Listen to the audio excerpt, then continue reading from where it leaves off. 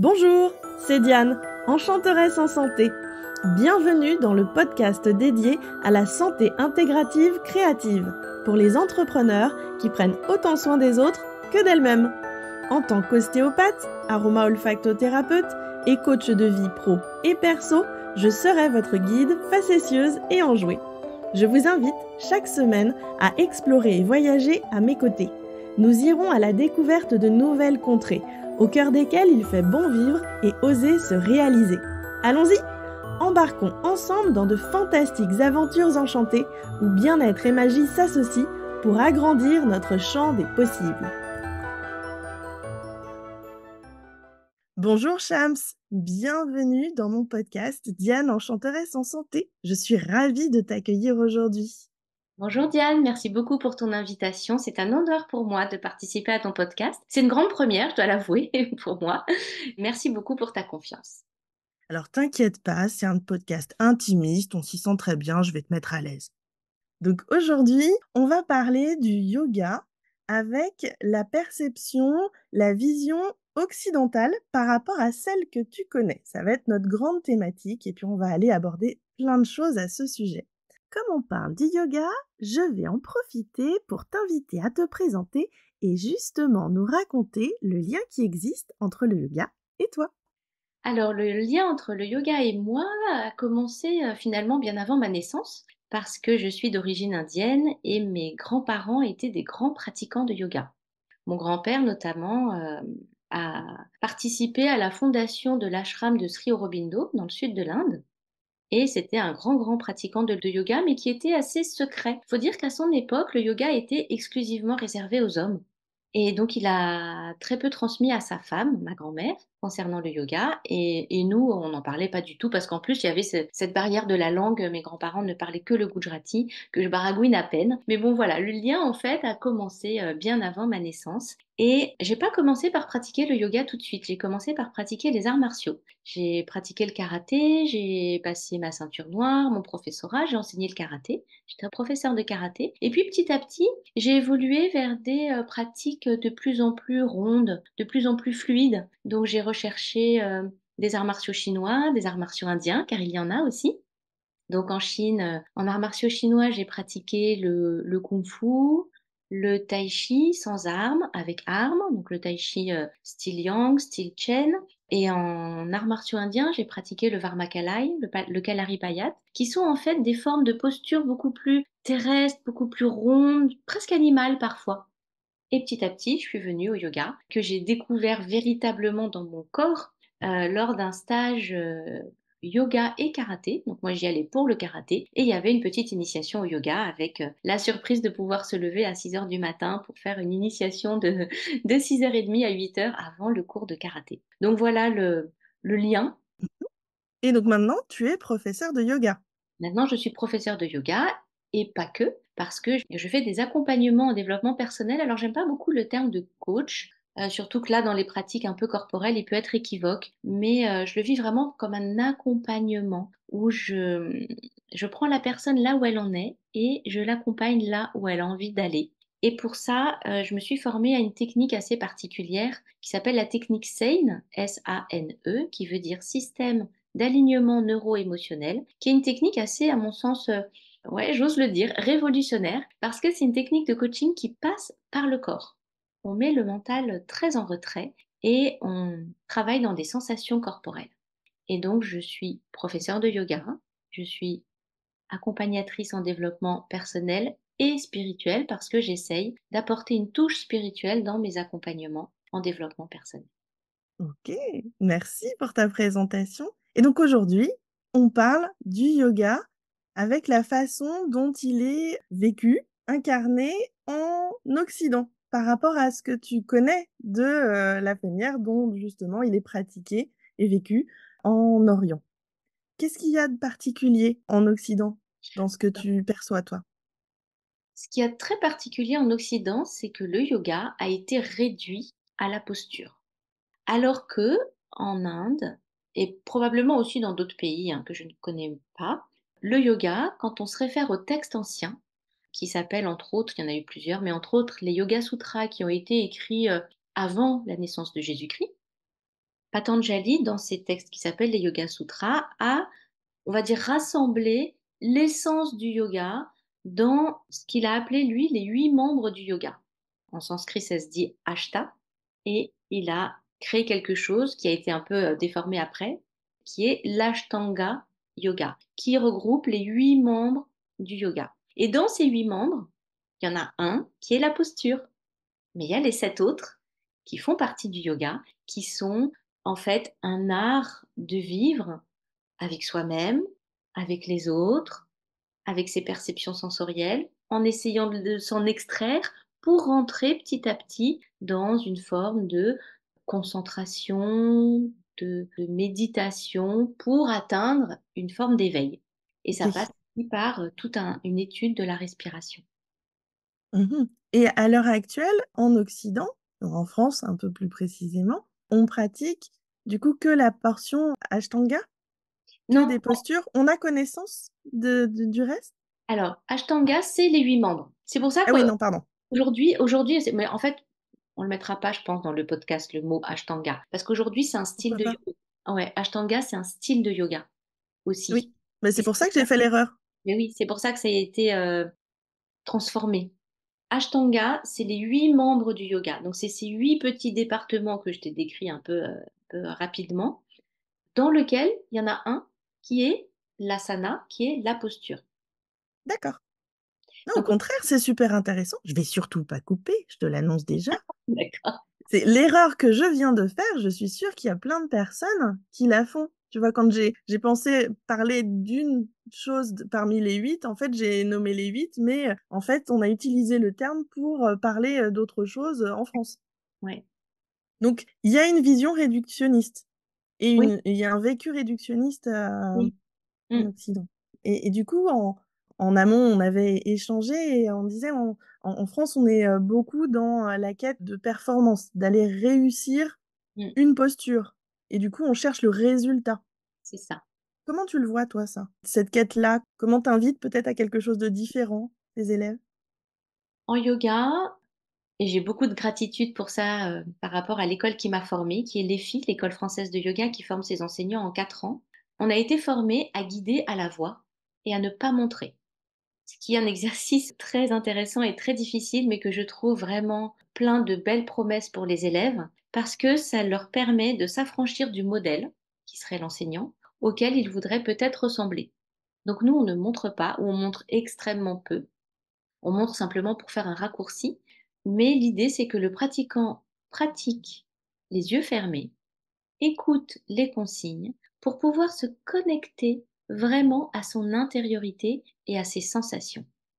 Et moi, j'appartiens à une lignée qui est la lignée de Madras, qui a été fondée par un monsieur qui s'appelle Krishnamacharya, qui est mort maintenant depuis quelques années, et qui, lui, nous a vraiment transmis cette idée très importante dans notre transmission que ce n'est pas le pratiquant qui doit s'adapter au yoga, en essayant notamment d'atteindre des performances, mais c'est bien le yoga qui doit s'adapter au pratiquant, en proposant en permanence des adaptations, des adaptations, des adaptations. Et moi, je dis toujours à mes élèves, je vais vous faire des propositions, mais qui restent des propositions. Et c'est vous qui êtes la personne la mieux placée pour savoir ce qui est bon pour vous là tout de suite. Donc je vais vous proposer des adaptations pour épaules fragiles, genoux fragiles, cervicales fragiles, mais c'est vous qui savez ce qui est bon pour vous tout de suite.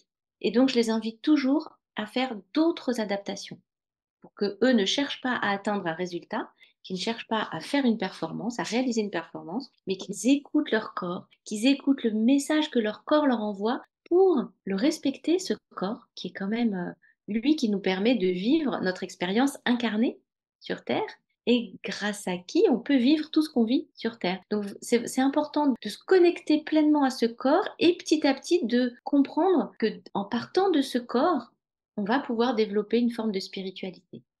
Ça me fait penser à une phrase qu'un prof m'avait dit qui, moi, m'a vraiment créé un déclic par rapport au doute, par rapport au fait de pas être sûr, d'être, moi, en tant qu'ostéo, placée, au bon endroit, de mettre le doigt où il faut, d'être dans la chose juste. Il m'a dit: «Mais tu sais, Diane, au fond, ce que tu sens, c'est forcément vrai. Le truc, c'est que c'est ta vérité et donc personne ne peut la deviner, ne peut la sentir à part toi, mais sache que ta vérité n'est pas forcément celle des autres mais elle invitait au fait de se centrer dans ses ressentis de réussir à les exprimer à l'extérieur et d'aller, reconnaître en fait la justesse de, ce qui va être exprimé. Même si, les mots sont un peu hésitants dans le fait de retranscrire ce qui se passe à l'intérieur. Et c'est exactement ça. Et il y a une petite anecdote en arts martiaux où il y a un maître qui répond à la question d'un élève, d'un disciple, en lui donnant des pistes de travail à explorer.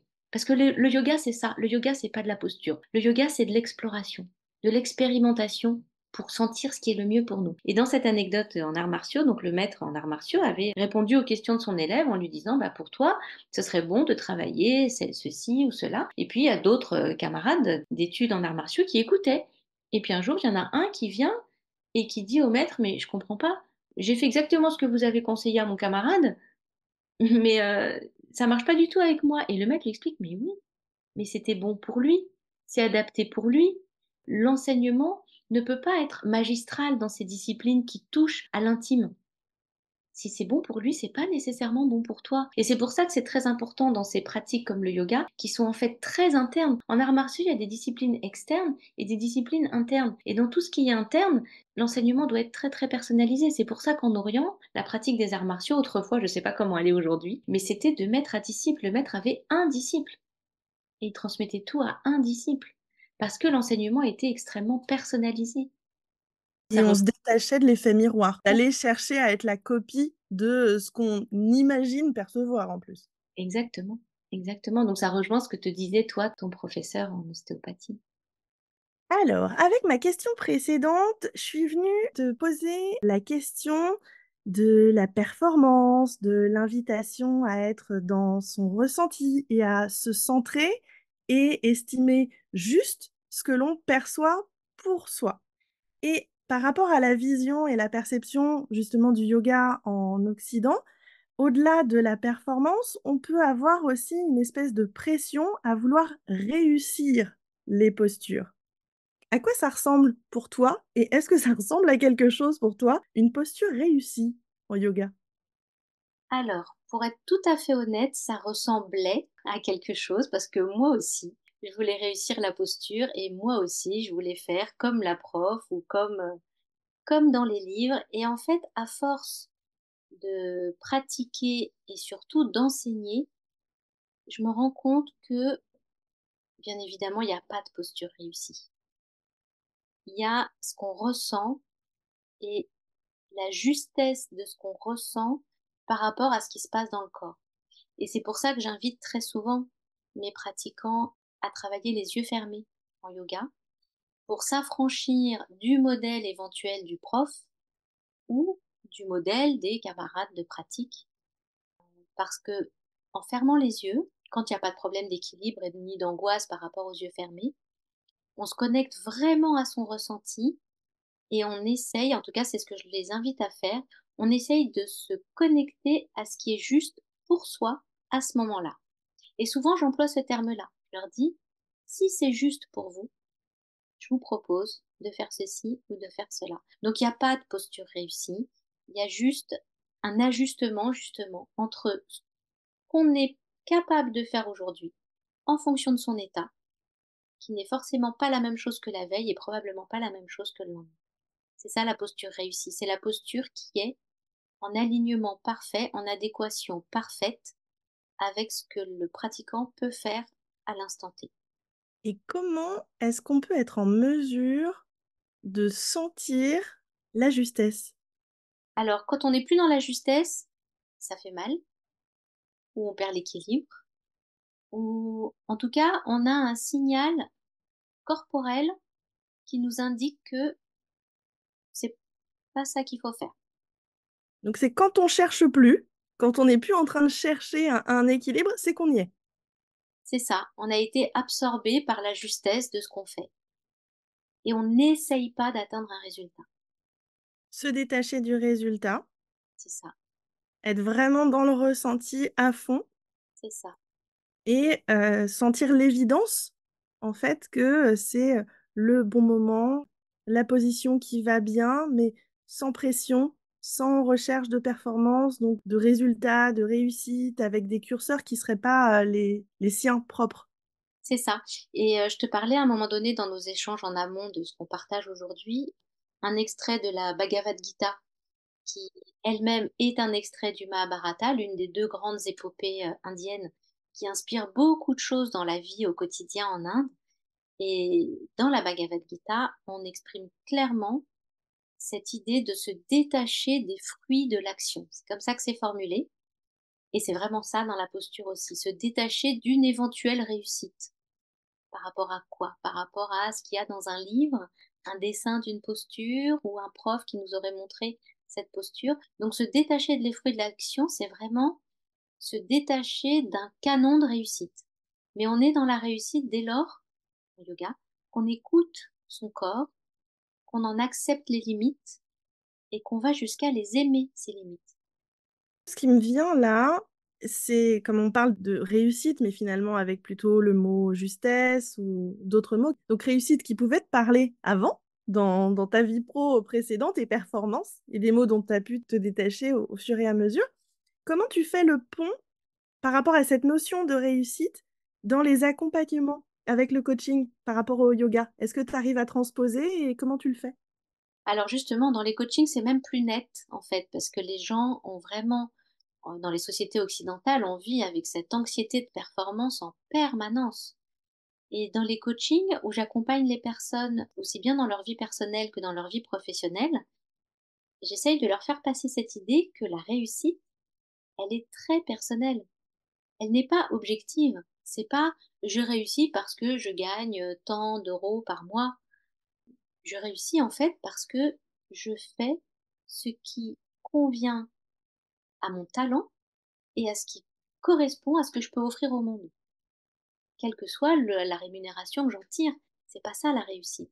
La réussite, c'est de s'épanouir tout en servant, tout en offrant quelque chose au monde. Et c'est difficile, hein, c'est difficile de décaler le curseur de la réussite objective à un indice de réussite intérieure. En fait, dans les accompagnements que je propose en coaching, je ne fais qu'un travail intérieur. À aucun moment je ne suis prescriptrice d'action. Quand la personne est capable d'aller dans l'action, elle a plus besoin de moi. Et moi, je travaille sur tous les canaux énergétiques intérieurs. L'étincelle qui pourra donner l'élan et la personne choisira l'action qui sera juste, qui découlera justement de cet élan. Oui, mais alors l'étincelle, on peut se méfier aussi parce que quelquefois, elle peut s'embraser et elle peut aller au-delà des capacités de la personne qui peut alors se brûler les ailes. Donc l'étincelle, oui, on l'écoute, c'est de l'ordre du talent pour moi. Et après, la sagesse voudrait qu'on s'arrête à un certain moment qui correspond à ce qu'on offre de meilleur. Parce que souvent, quand on veut aller trop loin, quand on veut aller dans un justement résultat objectif, peut-être chiffré, là, on risque de se brûler un petit peu les ailes et peut-être aussi de brûler les autres au passage. Donc, écouter l'étincelle, oui, mais savoir s'arrêter au bon endroit. Encore une fois, on revient sur le concept de la justesse. Et peut-être l'équilibre aussi, parce que là, l'étincelle, elle est reliée au feu, mais il y a tous les autres éléments. Oui, bien sûr, l'équilibre aussi, effectivement, il y a cette idée de tempérance, hein, il y a ça, je t'expliquais aussi dans les 8 membres du yoga, il y a l'un des membres qui est l'ensemble des codes, l'ensemble de l'éthique de comportement vis-à-vis des autres et vis-à-vis de soi-même. Et il y en a un qui est brahmacharya, qui est la tempérance, c'est-à-dire justement savoir faire les choses sans excès, ni dans un sens ni dans l'autre. Et ça rejoint ce concept de justesse qu'on évoquait tout à l'heure. Super.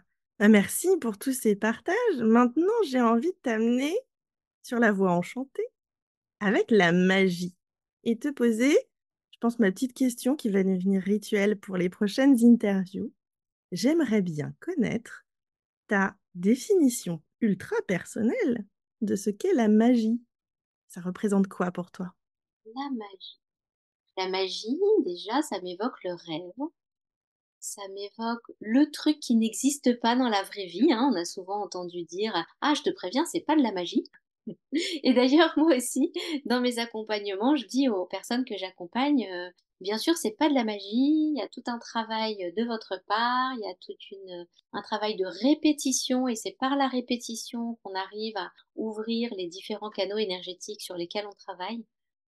Donc la magie, c'est ce truc qui n'existe pas. C'est ce truc, merveilleux, inexplicable, irrationnel, mais qu'on arrive quand même à rencontrer malgré tout. Donc du coup, c'est magique. C'est le truc qui n'existe pas, mais qu'on arrive malgré tout parce que quand il y a quelque chose qu'on n'explique pas, on va dire que c'est magique. Donc en fait, si, je change de définition. J'en arrive à dire que la magie existe. C'est le truc qui, a priori, n'existe pas, mais surgit subrepticement dans les interstices, là où on ne le voyait pas arriver. C'est ça? C'est ça. C'est le truc qui a priori n'existe pas, mais que dans certains moments de grâce de la vie, on rencontre malgré tout. Et là, oui, moi aussi, je m'entends dire c'est magique. Et est-ce que la magie, donc, fait partie de ta vie pro? Oui, de ma vie pro et de ma vie perso, les deux. Elle est à quel endroit? Alors, dans ma vie pro, c'est quand je vois les résultats des personnes que j'accompagne. Quand je vois qu'elles arrivent à aller au-delà de ce qu'elles pensaient possible. Alors, j'ai des exemples, mais par secret professionnel, je peux pas tellement en parler. Mais en tout cas, il y a des personnes que j'accompagne qui découvrent justement, il y en a 2 comme ça, qu'elles ont des dons qu'on pourrait qualifier de surnaturels, alors que c'était des personnes extrêmement rationnelles, des personnes qui se définissaient comme totalement ordinaires, qui sont en train de découvrir qu'elles ont des dons. Et pour le coup, là, c'est magique. C'est-à-dire qu'elles sortent tellement de leur univers connu et elles sont tellement projetées dans un inconnu qu'elles explorent peu à peu. Alors parfois avec des petites phases de rejet. Pourquoi moi? C'est pas pour moi, je n'y ai pas droit. Qui suis-je pour prétendre ça? Donc il y a une phase de rejet liée à un manque de légitimité par rapport à ce don qu'elles se découvrent. Et puis petit à petit, la magie fait qu'elles l'apprivoisent, ce don, et qu'elles arrivent à s'en servir à bon escient pour servir les autres justement. Et là, c'est vraiment, vraiment magique. Et puis dans des cas plus simples, dès lors qu'une personne arrive à faire quelque chose qui lui semblait totalement inimaginable, ça devient magique. Et ça colle parfaitement à ta définition. Ce qu'on croyait inexpliqué, inexplicable, impossible, et qui arrive malgré tout. Et finalement, je finis par me dire, heureusement que la magie existe. Merci de t'être prêté au jeu de l'interview enchantée. C'était un plaisir de t'accueillir au sein du podcast. Alors moi, je vais mettre les petits liens pour que les personnes qui ont entendu le podcast puissent te retrouver dans ton univers enchanté avec le yoga, avec la formation EFI, et puis le coaching Sane. Eh ben, merci à toi. Merci infiniment, Diane, pour ton invitation, pour ton accueil, pour ta simplicité, parce qu'encore une fois, c'est la première fois que je participe à un podcast et effectivement, tu vois, là, il y a eu une forme de magie aussi. T'auras plus qu'à faire un petit vœu magique, puisque c'était une première fois. Je vais le faire. Tu peux compter sur moi. Merci beaucoup. À très bientôt! À très bientôt.